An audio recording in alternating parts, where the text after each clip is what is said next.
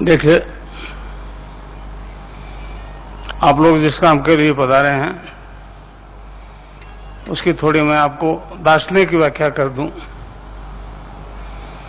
पीछे तक आवाज आ रही है ना भाई? बिल्कुल पीछे तक आवाज आ रही है? ठीक है।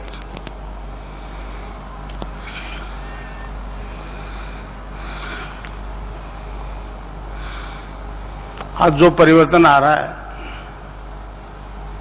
उससे विज्ञान बड़ा हैरान है।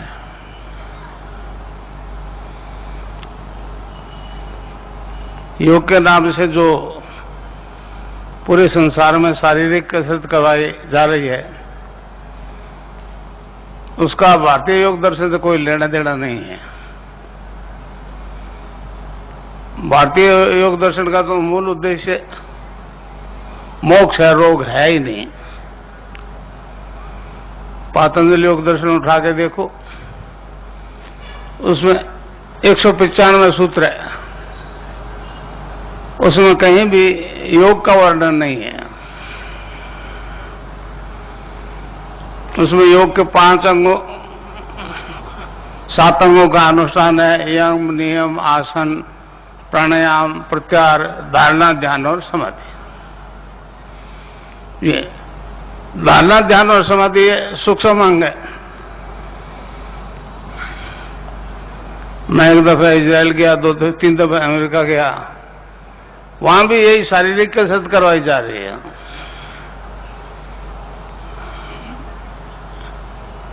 योग बिक रहा है।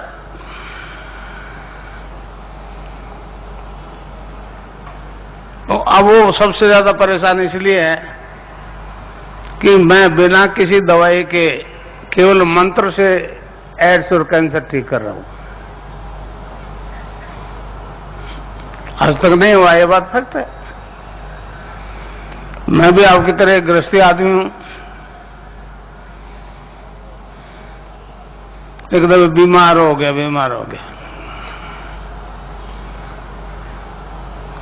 मेरे एक मित्र थे, श्री राम जी दुबे। डॉक्टर से ने कहा कि आपका कोई रोग नहीं है, भ्रम है, एक मृत्यु भय लगने लग गया अकारण। फोबिया बोलते हैं उसको, फोबिया। दुबे जी के पास गया, उन्होंने कहा जी ये तो आपको मार्केस की दशा है, मार्केस की दशा। मैं नहीं जानता था मार्केस वार्केस क्या होता। उन्होंने बताया, जब मैंने कहा दुबे जी तो सभी को आना है, तो कल कि हमारे दर्शन में बचने के उपाय भी हैं। मैंने क्या करना है जी? महामृत्युंजय का जप करो। वो बड़ा अजीब सा कर्मकांड था। मैंने कहा दुबे जी ये मेरे से तो होगा नहीं, अब आने दे मार के उसको। तो उन्होंने कहा गायत्री मंत्र से भी इसका उपचार हो सकता है। तो मैं कहा वो तो मैं कर लूंगा।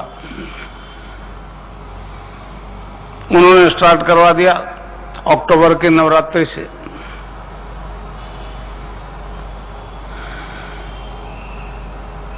'78 की बात है।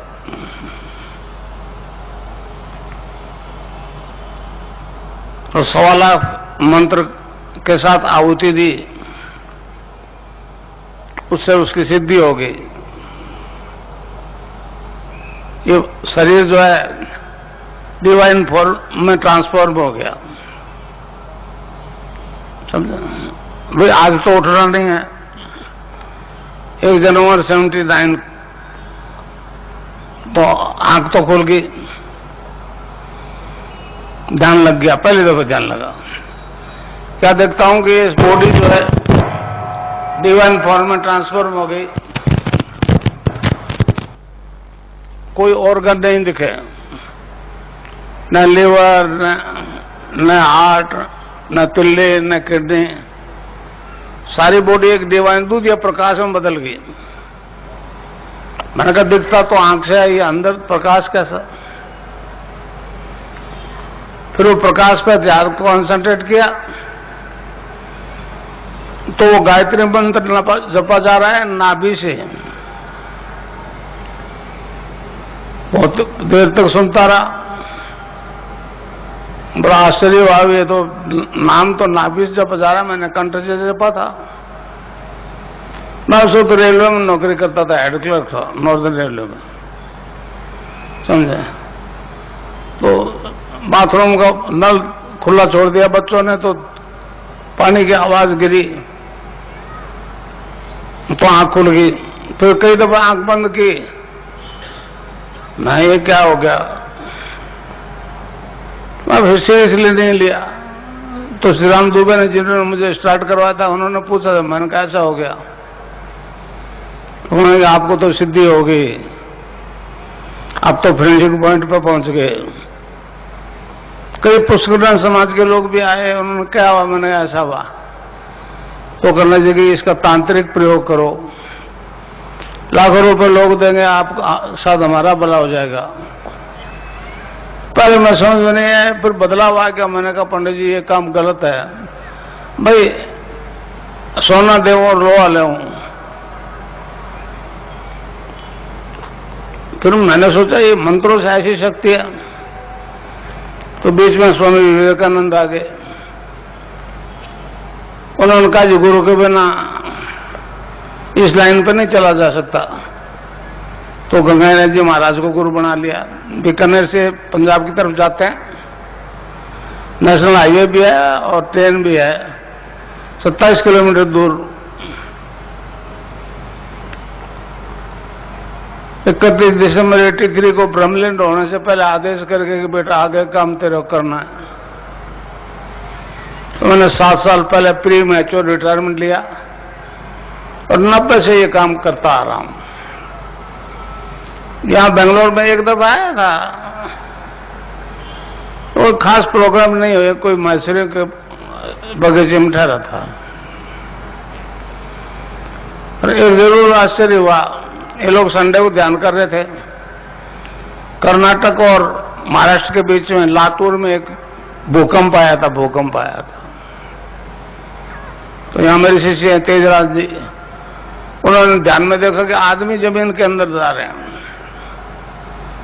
इतवार की बात है और अगले बृहस्पतिवार को वो भूकंप आ गया और बहुत लोग मरे उसमें।